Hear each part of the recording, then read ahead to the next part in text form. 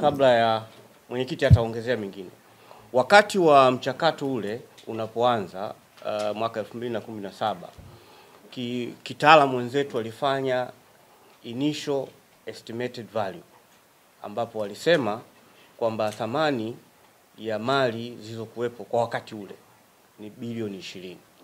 Kwa hiyo kama tuna dispute 51 kwa 49, mwekezaji alitakiwa aweke bilioni 19,800,000 na kadhalika, lakini yeye akasema itawekwa bilioni 20. Na lengo ya ile fedha sio kununua, lengo ni kuwekeza mtaji ambao fedha zake zinakusanywa kila mwaka na zinaingia katika matumizi ya uendeshaji wa club.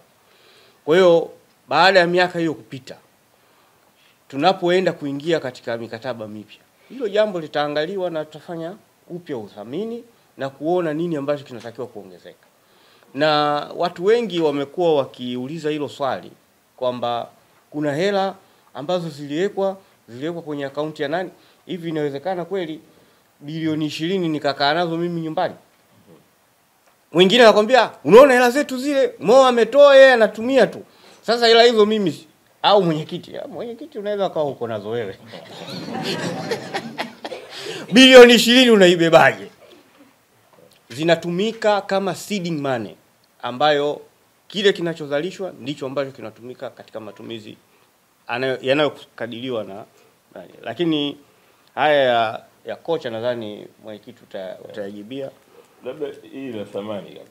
Kwa sababu mwenyewe labda niongeze. Thamani 2018 49% ndio 20 bilioni.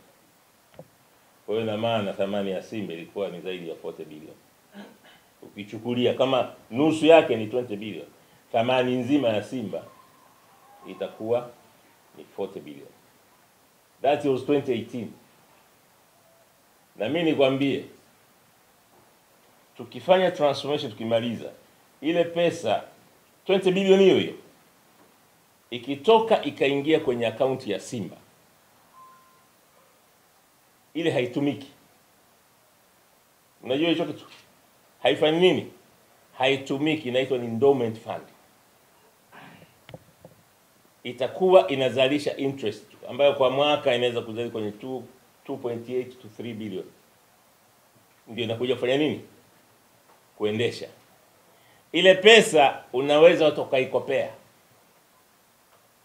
Niambie hapa Tanzania ni klabu gani inaweza ikawa na 20 bilioni zimekaa na hazitumiki?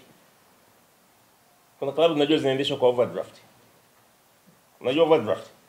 Yaani pesa inaisha afu inabidi 5 bilioni iwe overdraft. Zipo.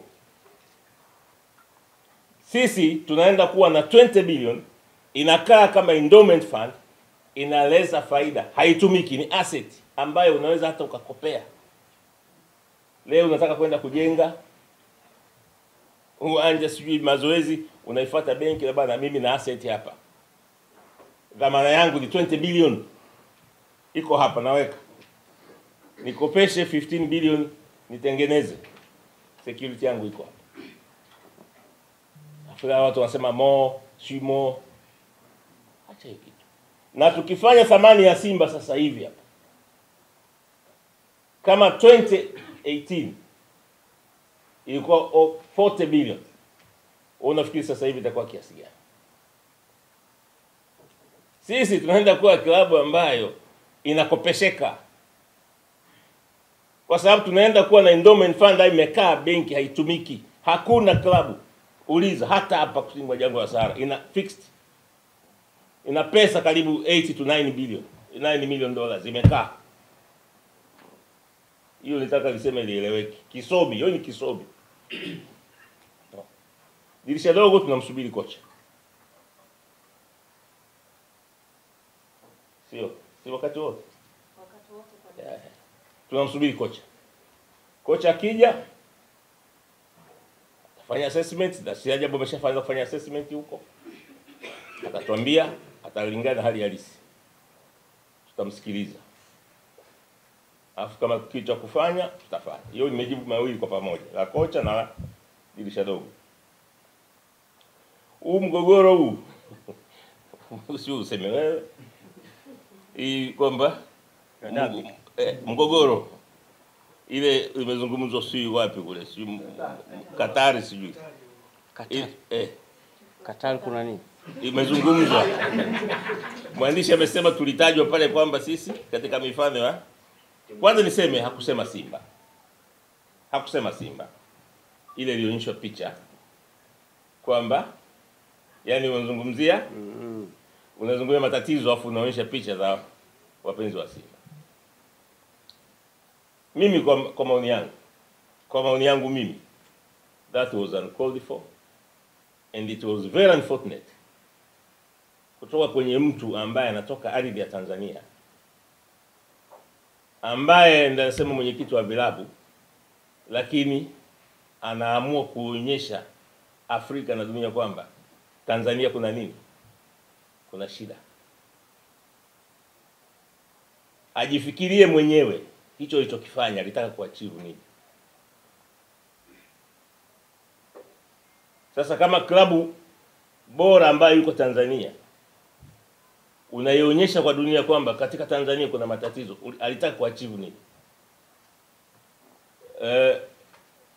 Tunasema ni narrow thinking, kwa sababu unafikiria kwamba hapa unaubeba ushabiki. Ule ushabiki ule unaubeba kuupeleka sehemu ambayo haistahili. Good governance haina uhusiano wowote na matokeo. Wale watu wanakuwa wanaandika kwa nini timu yao haifanyi nini? Haishindi, haifanyi vizuri. But that is not poor governance. It's not. Sio poor governance. Governance ni kuona kwamba kuna corruption, kuna rushwa, hakuna uwajibikaji, vitu haviko wazi, hakuna transparency, unaendesha vitu unavyojua mwenyewe. Hiyo ndio poor governance. Ina principles zake. Sasa pengine hakuelewa hata hii poor governance atakiwa kuzungumzia nini. That was uncalled for. Kwangu mimi, it was very unfortunate. Kwa sababu mtu ambaye anataka kuprotect mpira wa Tanzania hafanyi protection ya mpira wa Tanzania. Na bali tunalifanyia kazi tuweze kusema nini. Kwa kweli amekosea Simba, amekosea nchi. Kuna klabu hapa Afrika zina poor governance, hata mishahara ilipo. Kuna klabu kutwa zinashtakiwa FIFA na wachezaji. Zinashtakiwa FIFA na makocha. That is poor governance. Umeona mkataba ulipi mtu mpaka anakupeleka FIFA, mpaka upeleke FIFA hujamlipa zaidi ya miezi 2-3. That's poor governance. Hasemi. Club licensing inataka mpaka timu ziwe na viwanja vya mazoezi. Kwa timu hazina viwanja vya mazoezi, zinazunguka tu. Hawasemi. Kwa kweli katika hali ya kawaida, jambo ambalo limezuka ni jambo ambalo limekuwepo kwa muda mrefu. Na kama hamfahamu, Simba ndiyo klabu iliyoko nominated miongoni mwa vilabu 8 Afrika kushiriki African Football League. Na African Football League iliandaliwa na CAF kwa kushirikiana na FIFA, ikiwa ni pilot ya mashindano ya vilabu vya dunia. Simba ndio walioshiriki. Na tulicheza hapa uwanja wa Taifa. Na hata inauguration yake ilifanyikia hapa. Na ndio chanzo cha mashindano hayo ya vilabu yaliyofanyika Marekani. Na huo umoja ulianza kuzungumziwa hapa. Na kila kitu. Sasa inawezekana ikawa wenzetu wana ubunifu hata wa kuanzisha umoja wa vilabu wa Afrika na nini, kwa sababu wana akili nyingi. Lakini ni kitu ambacho kilikuwepo, walifuata sample ya UEFA, wakasema na Afrika wawe nayo, na Amerika wameanza, na mabara mengine. Kwa hiyo ni kitu ambacho sio lazima, kwa sababu kila mtu anao uhuru wa kujiamulia nini anachotaka. Tutaangalia kama alivyosema mwenyekiti, tukiona kwamba kuna benefits ambazo tunaweza kuzipata. Maana nilisikia waandishi wanasema unajua baada ya kuingia mwenyekiti huyu ndio vilabu vimeanza kupewa fedha kwa ajili. Vilabu vinapewa fedha za maandalizi ya mashindano ya kimataifa tangu mwaka 90. Si ndio mzee? Miaka yote wanatoa kile kinachopatikana kama royalty, wanagawa kwa vilabu vyote vilivyoshiriki. wala sio kwa sababu ya umoja, wala sio kwa sababu ya nini. Hizo fedha zinakuja tu. Ukishiriki mashindano ukaingia kwenye group stage unapewa fedha kiwango fulani, ukienda quarter final kiwango fulani, ukienda semi final. Imekuwepo hiyo miaka yote. Na ushiriki huo wa Tanzania kwenye hizo bodi za kimataifa wamekuwepo tangu kina Mzee Rage, kina Tandau, kina Tenga, wameshiriki kwenye kamati nyingi za FIFA, kamati nyingi za CAF. Wala si jambo jipya wala limeanza leo. Limekuwepo miaka na miaka, lakini bahati nzuri sasa hivi ndio nini tunasema utandawazi na kujipigia sana pasi.